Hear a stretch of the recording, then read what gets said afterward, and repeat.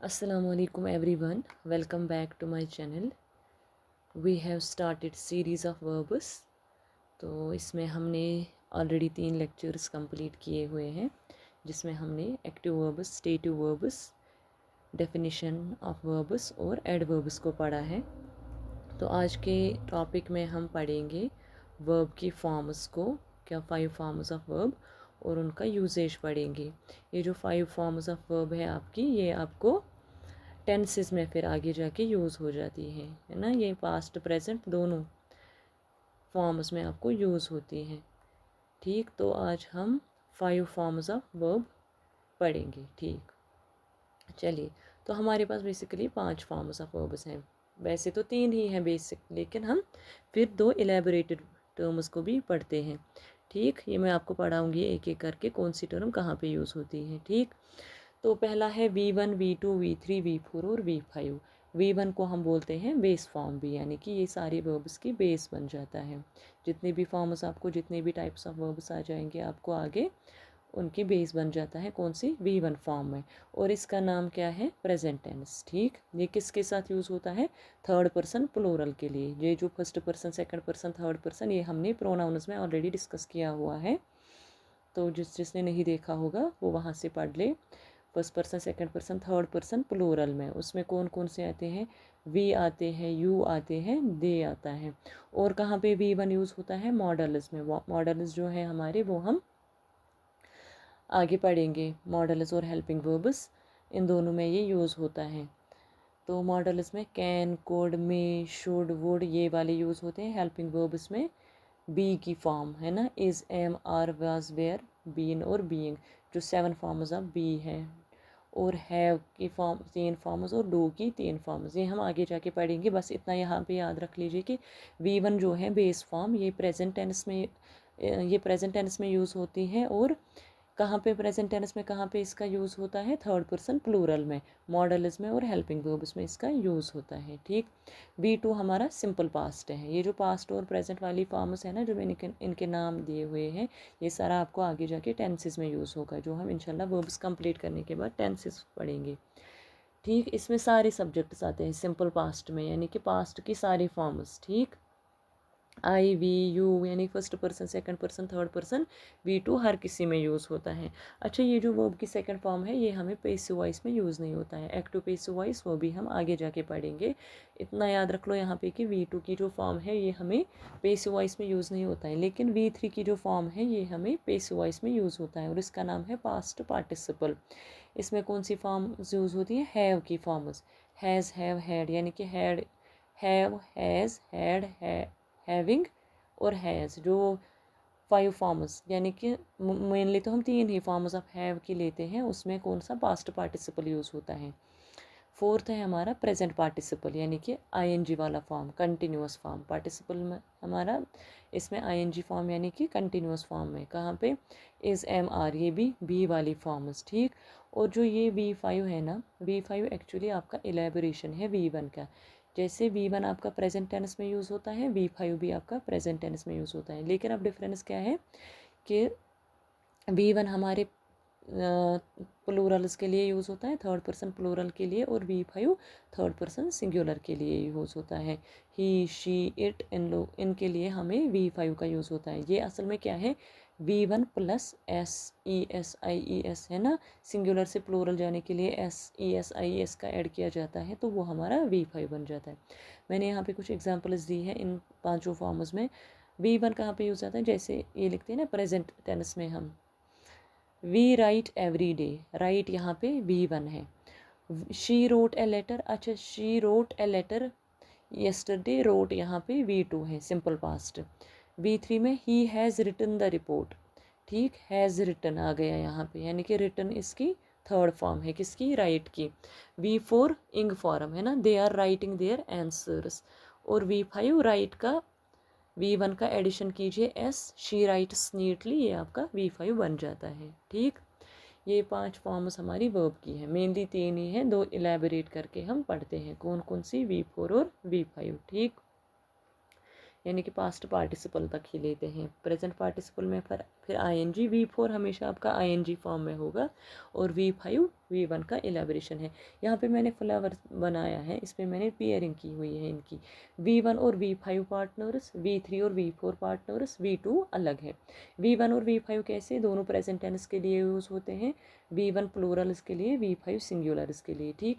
V3 V4 दोनों participles हैं। V3 past participle, V4 present participle, और जो V2 है आपका, बस ये आपका सिंपल पास्ट है, ठीक। क्लियर, डायग्राम से ज़्यादा क्लियर हो जाता है, इसलिए मैं हर एक फॉर्म में डायग्राम्स बना लेती हूँ। आप आगे जाके भी फिर देखोगे मैंने सारे ऐसे फॉर्म्स में डायग्राम्स का यूज़ किया हुआ है, ठीक। चलिए आगे।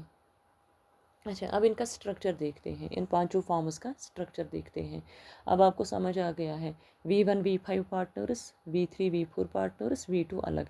V1 V5 दोनों प्रेजेंट टेंस में यूज़ होते हैं, वो प्लूरल के लिए, V1 V5 सिंगुलर्स के लिए, ठीक।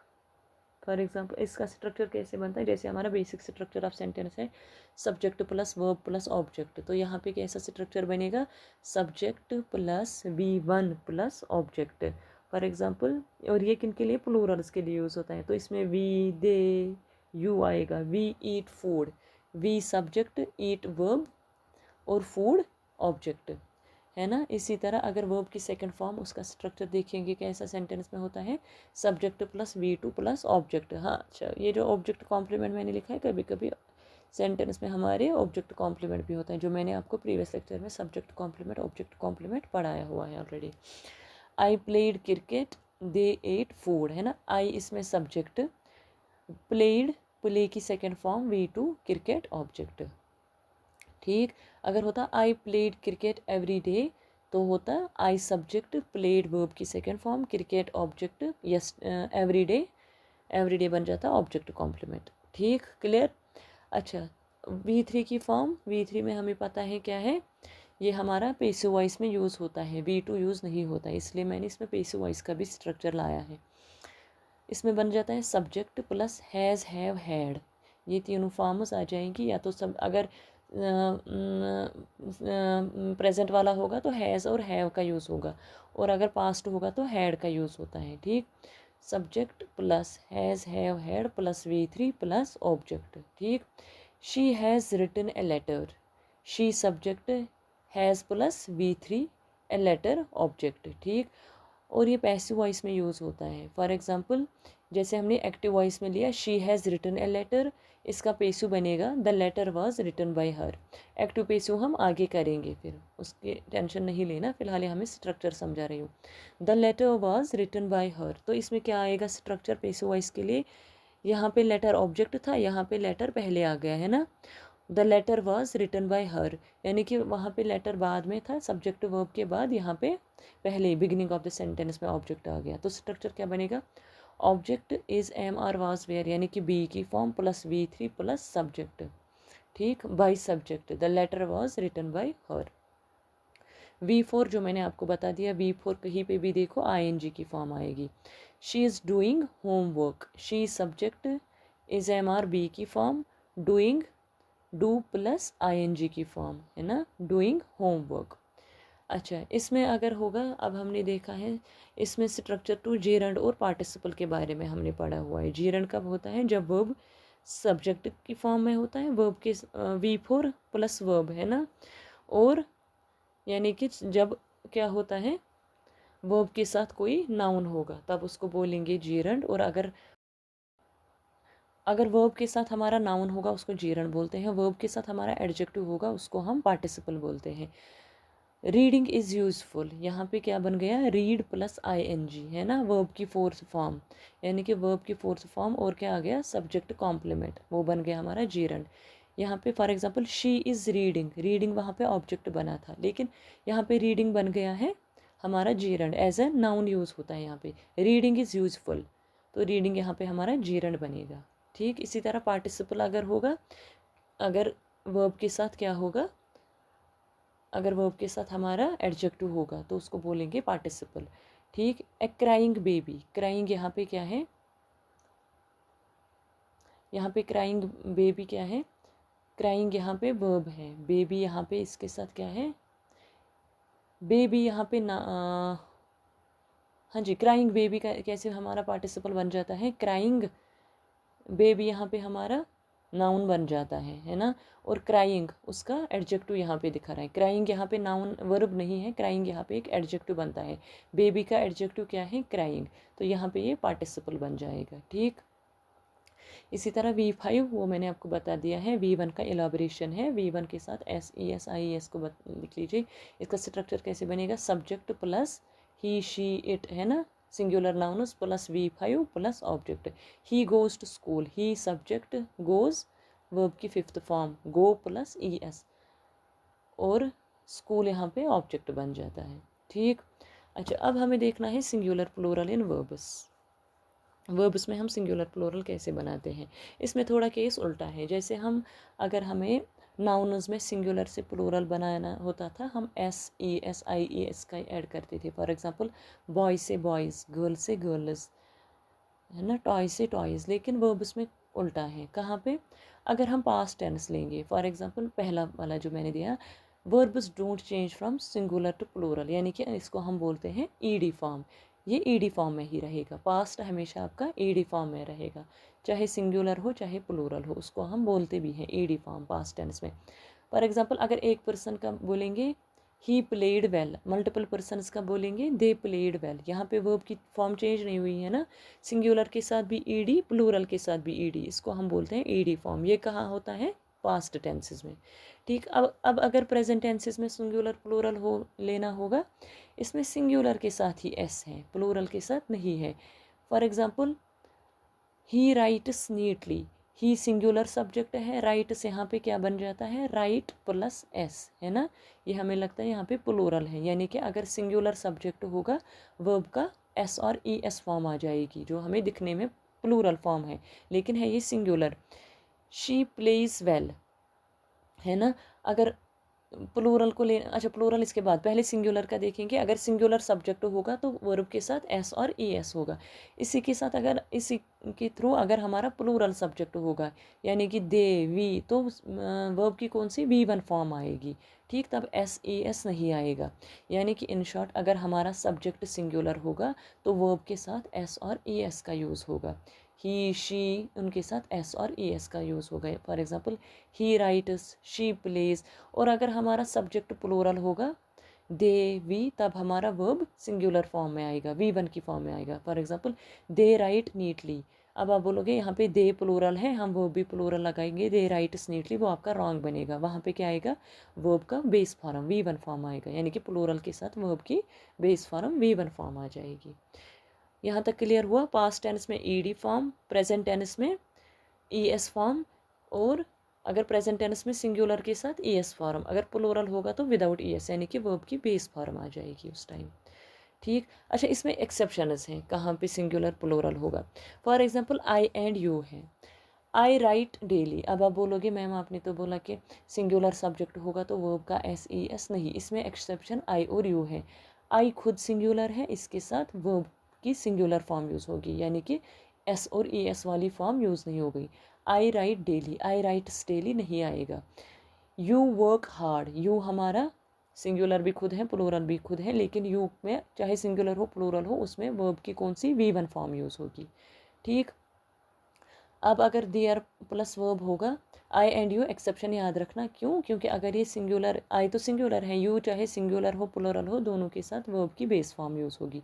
बाकी जितने भी आपको सिंगुलर सब्जेक्ट्स होंगे उनके साथ S और ES वाली फॉर्म यूज़ होगी। देयर प्लस वर्ब, अगर किसी वर्ब के साथ देयर होगा तब क्या होगा, वर्ब एग्री करता है रियल सब्जेक्ट के साथ, यानी कि सब्जेक्ट कौन सा है, देयर के साथ नहीं करता है। For example there is a book on the table, there are many books on the table. अब हमें नहीं पता देयर सिंगुलर के साथ यूज़ हुआ है कि प्लूरल के साथ, अब हमें सब्जेक्ट देखना है। उसमें सब्जेक्ट बुक है, इसमें बुक्स हैं, तो बुक के साथ इज़ लगेगा, बुक्स के साथ आर लगेगा। ठीक, there is a book on the table, there are many books on the table. अच्छा कलेक्टिव नाउन्स में कहाँ पे, ये मैंने कलेक्टिव नाउन्स में आपको ऑलरेडी समझाया हुआ है कि कहाँ पे इज़ लगेगा, कहाँ पे आर। अगर हमें एक यूनिट को लेना होगा, फॉर एग्जांपल टीम की एग्जांपल लेनी हो, ली है मैंने यहाँ पे। अगर टीम को as for example Indian cricket team, हम बोलेंगे Indian cricket team is winning. अब अगर इंडिविजुअल मेंबर्स ऑफ टीम लेंगे 11 प्लेयर्स, तब आर का यूज़ होगा, तब टीम आर आर्ग्यूइंग। किस बेसिस पे, जब हमने एक इंडिविजुअल इंडिविजुअल्स को लिया, वहाँ पे एक ग्रुप में से हमने इंडिविजुअल्स को रेफर किया, तब आर का यूज़ होगा। जब एक ग्रुप को, for example crowd of people है ना, the crowd of people is making noise, ठीक, तो यहाँ पे क्राउड होल। अब अगर देखेंगे इंडिविजुअली उनको, the people in the crowd are arguing with each other, क्यों, तब हमने पीपल यानी कि पर्सन को एक एक करके लिया, इंडिविजुअल्स को लिया, तब आर का यूज़ होगा, ठीक। तो V1 V2 V3 की फॉर्म्स ऐसे हैं, गो, वेंट, गॉन, ठीक, राइट, रोट, रिटन। तो अब आप क्या करोगे, मैंने अपने स्टूडेंट्स को भी ये होमवर्क दिया था कि एटलीस्ट 15 to 20 आप वर्ड्स लीजिए, उनकी तीनों की अब first V1 V2 V3 form, V4 और V5 नहीं लेते हैं, क्यों, V4 हमें पता है ING की फॉर्म है, गो, वेंट, गॉन, गोइंग, है ना, और अगर V5 लेना होगा, गो के साथ, V1 के साथ SES और IES का यूज़ होगा, go, went, gone, going, goes, है ना। इसी तरह है write, wrote, written, writing, writes. तो एटलीस्ट आप 20 वर्ड्स अपनी तरफ से लीजिए जिनकी आप V1 V2 V3 फॉर्म लेंगे, क्योंकि आगे जाके आपको टेंसेस में वो यूज़ होगा। तो कल इंशाल्लाह हम रेगुलर और इरेगुलर वर्ब्स से स्टार्ट करेंगे।